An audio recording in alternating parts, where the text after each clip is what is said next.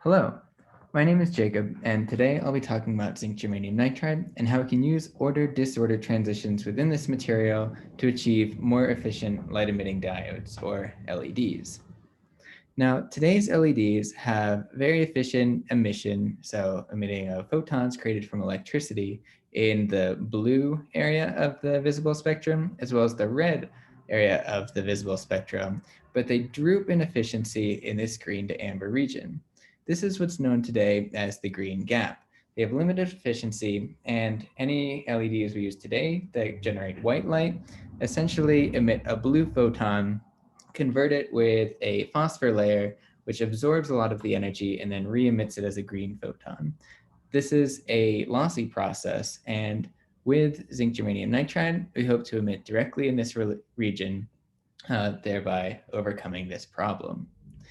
Now, by the end of this talk, I'll give a little bit more explanation of how we can tune the properties of zinc germanium nitride using disorder. But to start out, I need to first go into what I mean by order and disorder in this material. So to get disordered structures that are indicative of real experiments, we use simulations. In this case, Monte Carlo simulations that take a structure of zinc germanium nitride and swap the cations, zinc and germanium, until we achieve some converged state. And we can tell this by comparing the formation enthalpy of the system as calculated by a cluster expansion, which just searches the positions of the zinc and germanium, parameterizes them, and gives us a formation enthalpy. And when we start from a random seed and an ordered seed, and they meet in formation energy, we can tell that the system is converged. Now, what kind of disorder do I mean exactly? There are a couple different ways to look at it. First, we'll take the picture of short range order, where here I've taken out the nitrogen from the system and shown that it is tetrahedrally bonded. That is, there are 4 atoms surrounding it. And in this case, we have 2 zinc and 2 germanium. This is known as the ordered motif, and our ground state or lowest energy structure is comprised exclusively of this ordered motif. However, it's not the only structure we can make that has exclusively this ordered motif.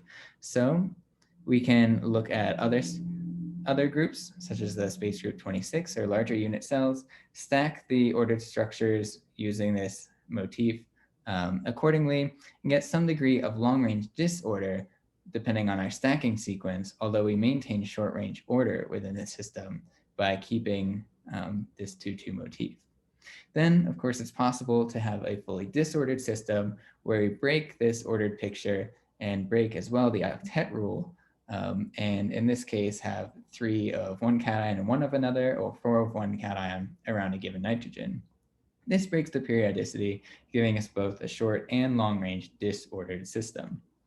Now, to compare these degrees of disorder in supercells that we get from simulations to experiment, we employ an effective temperature, and that comes into play in our Monte Carlo simulations. Now, it's important to note that the effective temperature only applies and therefore assumes a crystalline system. So that's important for what means of growth we can really compare this system to. Then, if we're going to pretend we're growing this system, we can see that from our deposition temperature on the bottom axis, we might start out at lower temperatures with a disordered structure. And then only when we cross this transition here at 1100 Kelvin, determined from experiment, do we reach an ordered phase. Now, this is exactly the opposite of a traditional thermodynamic picture of a phase transition. We go from a disordered state at low deposition temperature to an ordered state at higher deposition temperature.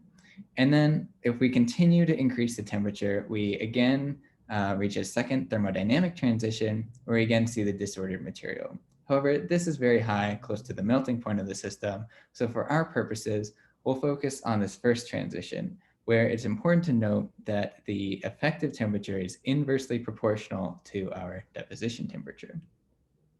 Now, looking into the thermodynamics a little bit more, we can see that at this temperature that we've highlighted, we see a sharp decrease in the formation enthalpy of the system with the attributed sharp increase in the configurational entropy. By numerically integrating over the steps of the Monte Carlo simulation, we can look at the Gibbs free energy of the system then, where we see this discontinuity appear yet again. So that's just our thermodynamic picture.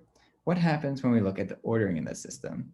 Starting with short range order, we see again this transition. However, it's preceded by a small fraction of anti-site defects. Those are these little jumps here before the steep drop in our fraction of the ordered 2-2 motif represented in green. Importantly, after we cross this transition, we still don't reach a fully random state represented by the x's on the right. In this case, we don't reach our fully disordered state until a very high effective temperature of 400,000 Kelvin. When we compare this to the long-range order within the system, we can take our long-range order parameter as the fraction of cations on their respective sites minus 1. That gives us an order parameter between 0, a fully disordered, and 1, a fully ordered state. And we can see on the bottom axis where we have our short-range order parameter that our random, there's still a distance between our data points in the random structure, as shown in the previous slide. And this also translates to a vertical transition in the long-range order parameter between the random state and our data points shown here. What this means is it's highly unlikely that we would have perfectly shared occupancy on a given structure. We also can see that the transition results in this large gap in long-range order parameter vertically and short-range order parameter horizontally in this plot. Now, we're really interested in how this disorder impacts the properties of the system. So to show the electronic properties, we've plotted the density of states of the system, where on the bottom we have our energy axis, and the gray region corresponds to forbidden states, or the band gap of the system. We have a few instances of the ground state ordered structure, and those occur for the lowest effective temperature shown here on the left. And we see that the band gap steeply decreases with increasing temperature and an increasing degree of disorder. So this is not exactly what we would expect. We may expect a drop of 1 or 2 electron volts, but a full drop from the ordered band gap of 3.5 eV to essentially nothing is very large in this system. We also notice that this shift largely occurs in the valence band, which holds some implications for how we might tune the band offsets between this material, zinc germanium nitride, and other materials such as gallium nitride in an actual device.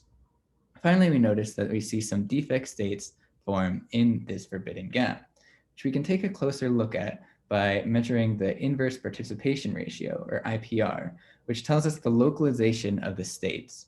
So an IPR of 1 corresponds to a perfectly delocalized state, whereas a high IPR, the maximum being 1024, the same as the number of atoms in their supercells, corresponds to a perfectly localized state.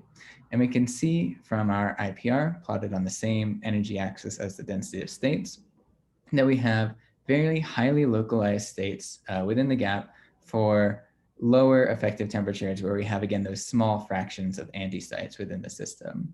This is important because it could detrimentally impact the device performance that we might expect to have. These defects are correlated with non-radiative recombination centers, non-radiative being inefficient in an LED, where the sole purpose of the device is to create photons from electricity. So just to summarize at this point, we've looked at effective temperature as a means of comparing order transitions between theory and experiment.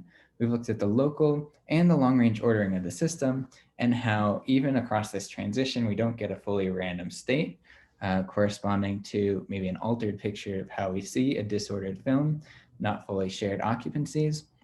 And then finally, we've looked at how these affect the properties, creating a nicely tunable band gap that we could use to access the green or amber region of emission within LEDs.